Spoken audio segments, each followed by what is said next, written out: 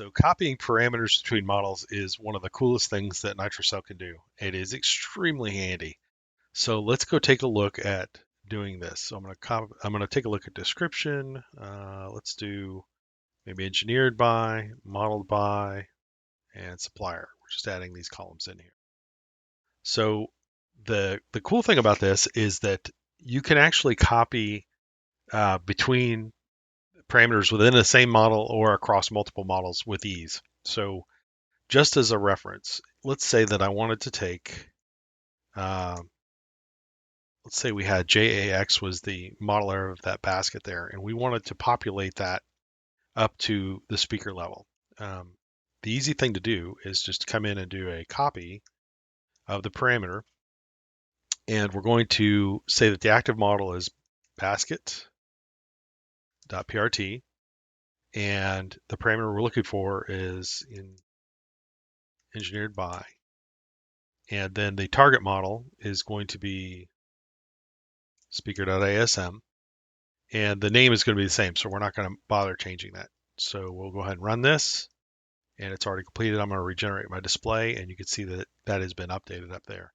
Let's say that the top level assembly was modified by HHG, and we want to use that active model because that's the current model up here, and we're going to copy that to, let's say, all of the other parts that are in the in session currently. So we'll run that, and with that wildcard match, you can see that it has taken that value and copied it down. So this is a very, very powerful capability, and you can also copy things to other variables if you want to too. So if we said the current value that is here, I want to copy it to everything below. We'll make this kind of a two-step process because we have to, it will ignore the active model. So we'll say to speaker.asm and modeled by,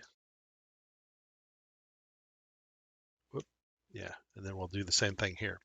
So we're going to do the same copy for engineered by to modeled by, and I'm going to come in and just change, well, we'll leave that the way it is. So we'll just say, okay, go ahead and do it. So what this is going to do is it's going to populate, when we regenerate here, it's going to take this across and down.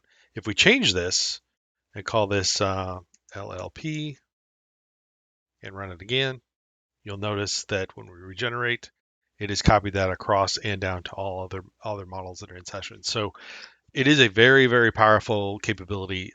We see this used a lot in automations, especially when synchronizing data between different models without having to do execute statements via program or set up layouts or set up top-down design relationships between the models.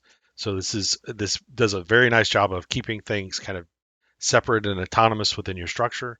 Another nifty thing you should know is that there is a copy. There is a table version of the copy command which actually can use the native Excel table to perform the same operations that you've seen up here, except you can also tie tables into like Power Query and stuff to do even more sophisticated things.